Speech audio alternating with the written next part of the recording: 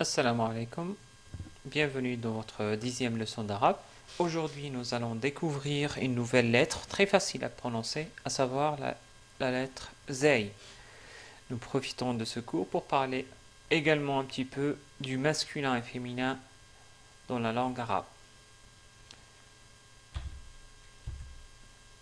Notre mot aujourd'hui est le mot zaytounatun.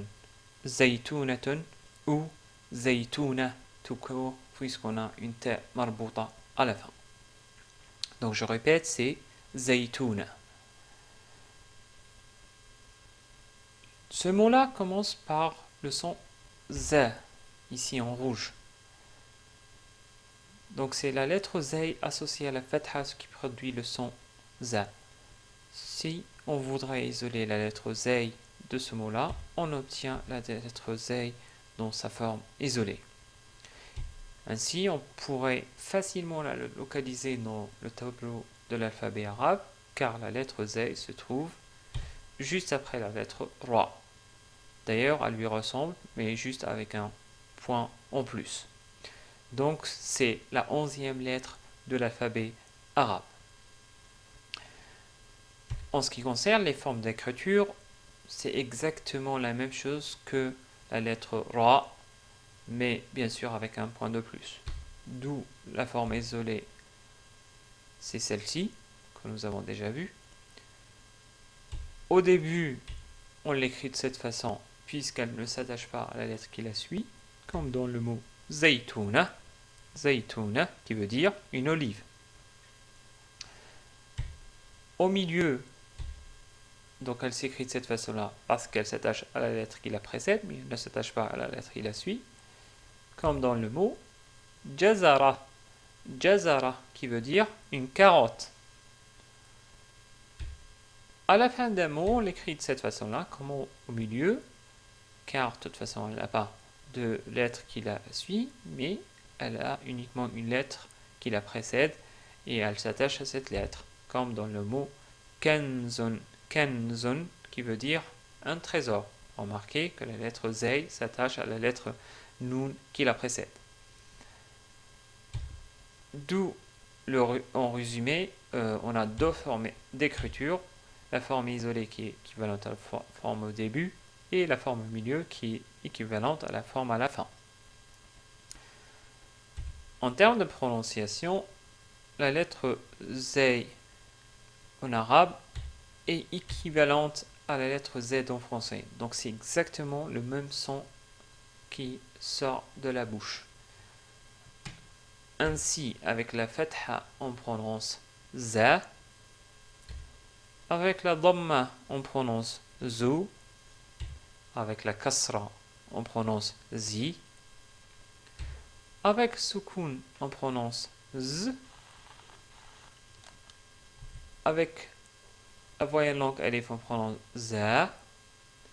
Avec le waw, la voyelle longue waw, zou. Avec la voyelle longue ya, on prononce zi. Avec le tanwin, doublement de fatha, zan. Doublement de dhamma, zun. Doublement de kasra, zin. Voilà, nous avons terminé avec la vocalisation. Passons maintenant au concept du masculin et féminin en arabe. Nous allons attaquer un petit peu les bases de ce concept-là. D'abord, je voudrais attirer votre attention sur le masculin et féminin en français. Tout le monde sait que la marque du féminin français en général, c'est le E à la fin. Par exemple, le féminin du mot un étudiant est une étudiante. Remarquez le E à la fin. En arabe, souvent on utilise la ta marbouta que nous avons déjà vu plusieurs fois pour féminiser un nom. Par exemple, le féminin du mot talibun, talibun ou talib qui voudrait dire un étudiant, et talibatun ou talibah, talibah. Remarquez ici qu'on a rajouté la ta marbouta à la fin, mais aussi que on a remplacé le tanwin de bun par une fatha, car la ta marbouta est précédée soit par une en ce qui concerne la ta marbouta du féminisation, elle est précédée soit par une fatha ou une fatha associée à la voyelle langue alif. Donc le ta marbouta est souvent la marque de féminisation d'un nom. Nous avons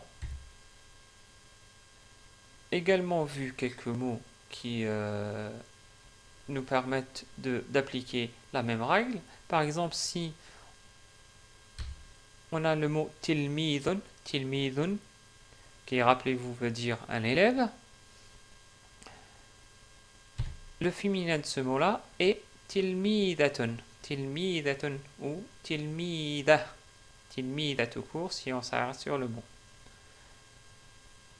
Pour le mot qitton, donc c'est un nouveau mot pour vous qui veut dire un chat. Le féminin de ce mot-là est qitta ou qittatun. Je voudrais tout de même vous citer quelque chose plus ou moins marrant parce que en italien, le concept masculin et féminin ressemble à l'arabe. Par exemple, pour ce mot-là, justement, qitton qui veut dire un chat, en italien, on le prononce gatto. Et le féminin de ce mot-là est gatta. Gatta qui veut dire une chatte. Voilà, ça c'est juste pour une histoire anecdotique, pour que vous sachiez que l'italien se ressemble à l'arabe dans cet aspect-là. Dernière chose, comme n'importe quelle langue, il y a des noms qui sont soit féminins ou masculins. Nous en avons vu déjà plusieurs pour l'arabe. Par exemple,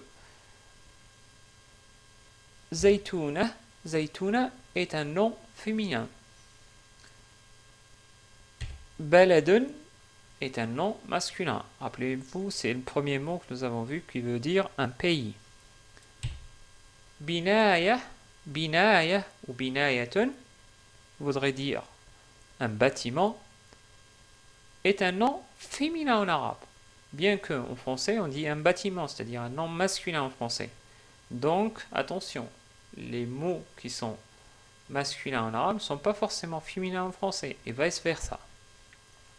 Le dernier exemple, c'est le mot kanzun, qui veut dire un trésor, et c'est un mot masculin en arabe, comme en français. Voilà, c'était les concepts de base en ce qui concerne le masculin et le féminin. Donc, il y a d'autres choses, plus de détails, d'exceptions concernant le masculin et le féminin, mais je voulais juste aborder le féminin en utilisant la ta marbouta, comme on a déjà vu la ta marbouta, pour que vous voyez l'utilité de la ta marbouta.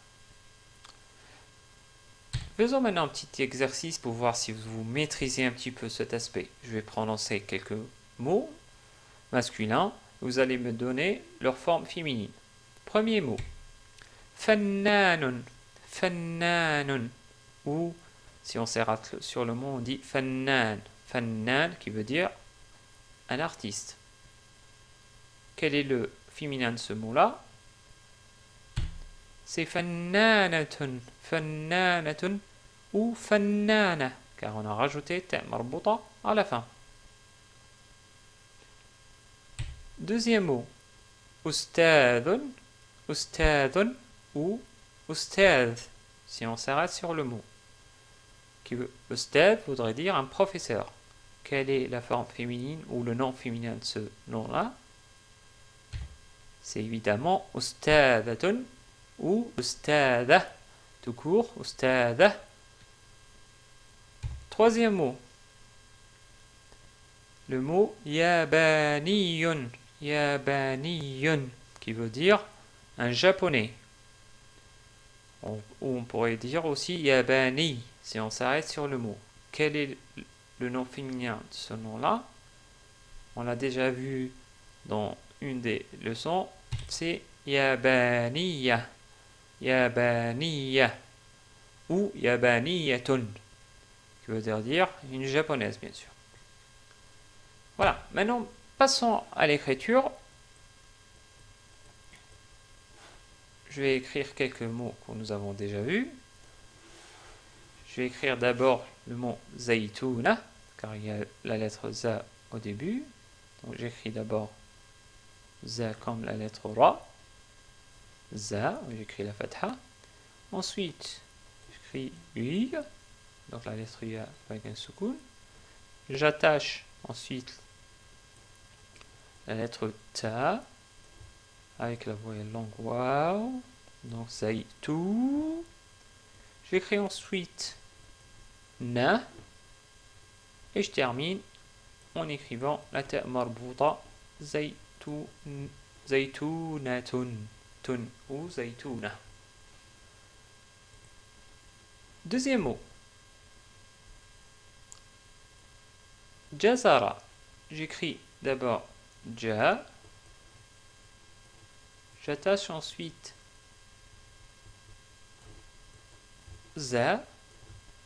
Ensuite ra, pareil. Et à la fin, ta marbouta. Et qui ne s'attache pas à la lettre ra, parce que, comme vous le savez, la lettre ra ne s'attache pas à la lettre qui la suit. D'où la forme isolée de la ta marbouta. Enfin, le mot kanzun. Donc, j'écris d'abord K, une lettre que nous n'avons pas encore vue, mais c'est pas grave. Ensuite, j'attache Nun, Kan.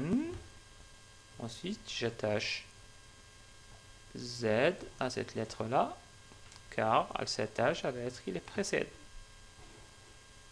Et on obtient le mot kanzun.